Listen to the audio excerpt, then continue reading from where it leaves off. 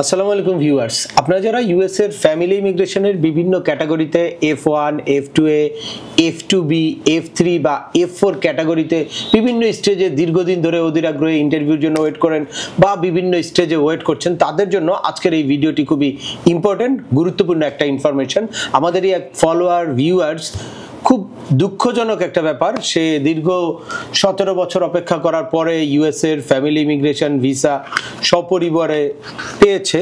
পাওয়ার পরেও এই ভিসাটা কোনো একটা কারণে ক্যান্সেল হয়েছে এবং আরও দুঃখের বিষয় হচ্ছে শুধু ভিসা ক্যান্সেলই হয় নাই, সে ভিসা পাওয়ার পরে তারপর ফ্লাই করার জন্য এয়ার টিকিট কেটে তারপর এয়ারপোর্টে যাওয়ার পরে তার কোনো একটা সমস্যা ধরা পড়েছে বা কোনো একটা অজানা কারণে এয়ারপোর্ট থেকে তাকে ফিরে আসতে হয়েছে এবং পরবর্তীতে এমবাসি গিয়ে তার ভিসাটাকে ক্যান্সেল করেছে। তো চলুন আমরা দেখি আজকে তার মুখ থেকে এই গল্পটা শুনবো, যেটার মাধ্যমে আমরা ফাইন্ড আউট করার চেষ্টা করব যে কি কারণে তার এই সমস্যাটা হয়েছে বা এই ধরনের সমস্যা থেকে আপনারা কিভাবে নিজেদেরকে সেভ করতে পারবেন। তার আগে বলে নিচ্ছি, যারা আমাদের চ্যানেলে নতুন বা আমাদের চ্যানেলটি এখনো সাবস্ক্রাইব করেননি, please hit the subscribe button. আর যারা অলরেডি সাবস্ক্রাইব করেছেন তাদেরকে অসংখ্য ধন্যবাদ।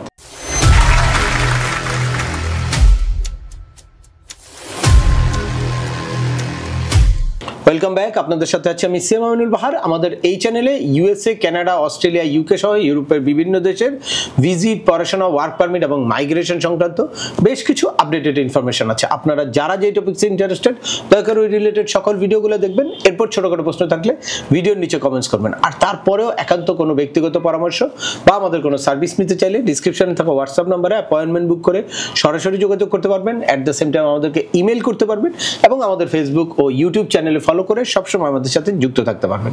এনিওয়ে, চলে আসি আজকের মূল আলোচনায়।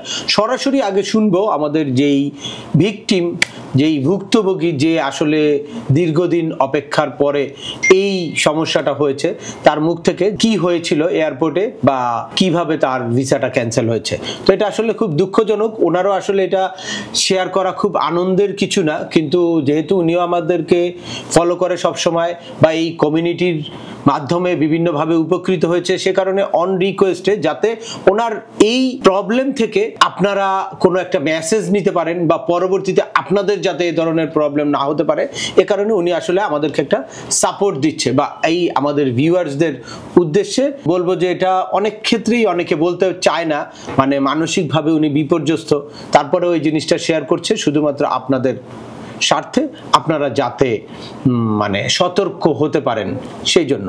তো চলুন ওনার মুখ থেকে শুনি। আসসালামু আলাইকুম। আমরা পরিবারের 3 জন 18 অক্টোবর 2024 আমাদেরকে এমবাসি কল করে ইন্টারভিউ দেওয়ার জন্য। আমরা 3 জন যথাসময়ে এমবাসিতে হাজির হই এবং আমরা ইন্টারভিউ, আমাদেরকে নানা প্রশ্ন করছে, আমি প্রত্যেকটা প্রশ্নের উত্তর দিয়েছি সুন্দর মতোভাবে। তখন আমাকে একটা কংগ্রেচুলেশন লেটার দিয়ে দিল। কংগ্রেচুলেশন লেটার দেওয়ার পরে বলল, যান এই যে আমাদেরকে একটা গ্রিন কার্ডের একটা নির্দেশিকা দিয়ে দিল। যাক, আমরা এই কংগ্রেচুলেশন লেটার পাই আমরা খুব খুশি আনন্দের সহিত বাসায় ফিরে গেলাম। তার 15 দিন পর আমাদের ইন্টারভিউ, প্রায় 15 দিন পরে আমাদের ভিসা আমাদের বাসায় প্রিমিয়াম প্রসেসে পৌঁছে দিছে। যাক, আমরা এই ভিসা পেয়ে আমাদের আর্থিক সব গোছগাছ সম্পূর্ণ করে, আমার জায়গা জমি বিক্রি করে আমি টিকিট সংগ্রহ করি। 9 মার্চ 2025 সালের কনফার্ম করি টিকিট 3 জন। কনফার্ম করার পর যথাসময়ে আমরা এয়ারপোর্টে হাজির হই। এয়ারপোর্টে হাজির হওয়ার পর যখনই মালামাল চেক করার জন্য যাই, বোর্ডিং পাসের জন্য যাই, তখনই বলতেছে এয়ারপোর্ট কর্তৃপক্ষ যে আপনাদের নামে একটা মেসেজ আসছে, আপনারা আজকে ফ্লাইট করতে পারতেছেন না, আপনারা অতি শীঘ্রই এই এমবাসির সাথে যোগাযোগ করুন, লোকাল এমবাসির সাথে যোগাযোগ করুন। তখন আমরা তারপর দিনই লোকাল এমবাসিতে আসি। লোকাল এমবাসি আমাদেরকে জবাব দিল যে আপনারা SMS এর একটা ইমেলের মাধ্যমে একটা অ্যাপয়েন্টমেন্ট নিতে হবে। তখন আমরা একটা ইমেল করি।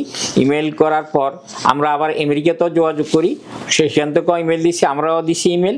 ইমেল দেওয়ার পর হঠাৎ একদিন টেলিফোনে আমাকে বলতেছে, আপনি এই 20 মার্চ 2025 সকাল 9টায় আপনাদের এমবেসিতে হাজির হন। আপনার আমরা সমস্যা কি, কেন কি সমস্যা হয়েছে এটা দেখব। তখন আমি ওই ওনার টেলিফোন পাওয়ার পরেই তার যথাসময়ে আমি আবার হাজির হই এমবেসিতে হাজির হওয়ার পর আমাদেরকে অনেকক্ষণ বসে রাখলো, বসে রাখি পরে বলল আপনাদের কাগজপত্র দেন। কাগজপত্র সব দেওয়ার পর আমাদেরকে একটা আটটা প্রশ্নের একটা কোশ্চেন আমাদেরকে ধরাই দিল, বলল যে আপনারা চলে যান, আবার আপনারা পুনরায় এই উত্তরগুলো 7 দিনের ভিতরে দিবেন, আর আমাদের পাসপোর্টগুলো নিয়ে ক্যান্সেল একটা সিল মারি দিল পাসপোর্টের মধ্যে। তখন আমরা কি আর করবো, হতাশ হয়ে বাসায় ফিরে আসলাম।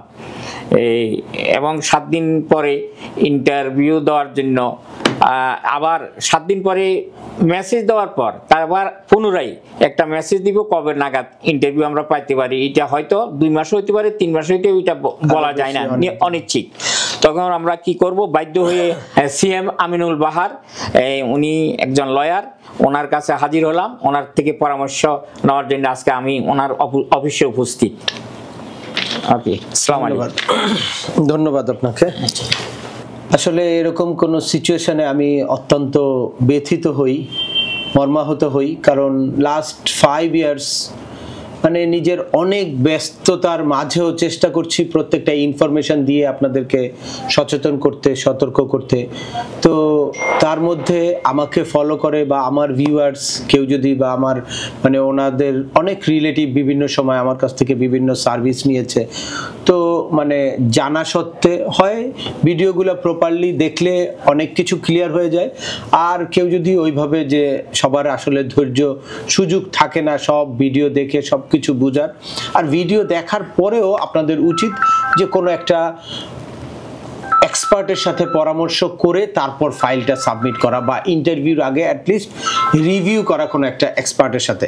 আমাদের এই ইউএস ফ্যামিলি ইমিগ্রেশন কেসের ক্ষেত্রে অনেকটাই ডিপেন্ডেন্ট থাকে অনেকে পিটিশনারের উপর, যার কারণে পিটিশন ওখানে কোনো লয়ার হোক, অ্যাটর্নি হোক, বা কোনো অ্যাটর্নির ক্লার্ক হোক, কারোর সাথে কথাবার্তা বলে ফাইলগুলো সাবমিট করে।